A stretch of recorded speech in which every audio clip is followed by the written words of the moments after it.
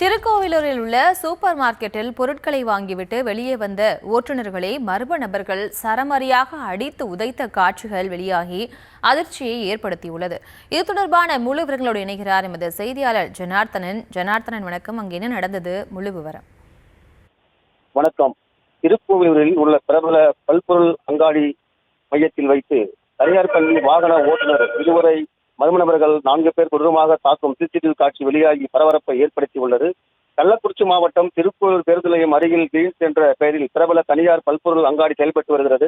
திருக்கோவிலூர் அருகே உள்ள ஆவிர்குளப்பாக்கம் பகுதியில் செயல்பட்டு வரும் ராமகிருஷ்ணா என்ற தனியார் மெட்ரிக் மேல்நிலைப்பள்ளி ஓட்டுநர்களான காத்தவராயன் மற்றும் ஆனந்த் ஆகிய இருவரும் நேற்று முன்தினம் இந்த பல்பொருள் அங்காடிக்கு வந்து மளிகை பொருட்கள் வாங்கிக் கொண்டு வெளியே வந்தபோது இந்த இருவரையும் அங்கு வந்த மர்ம நபர்கள் 4 பேர் சேர்ந்து மிகவும் கொடூரமாக தாக்கியுள்ளனர்.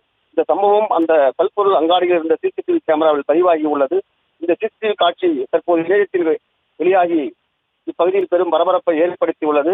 இந்த நிலையில் இந்த சிசிடிவி காட்சியை ஆதாரமாக வைத்து தனியார் பள்ளி ஓட்டுநர்களை பல்பொருள் அங்காடியை வைத்து கொடூரமாக தாக்கும் மர்ம நபர் யார் என்பது குறித்து போலீசார் வழக்கு பதிவு விசாரணை நடத்தி வருகின்றனர். விவரங்களுக்கு நன்றி ஜனார்த்தனன்.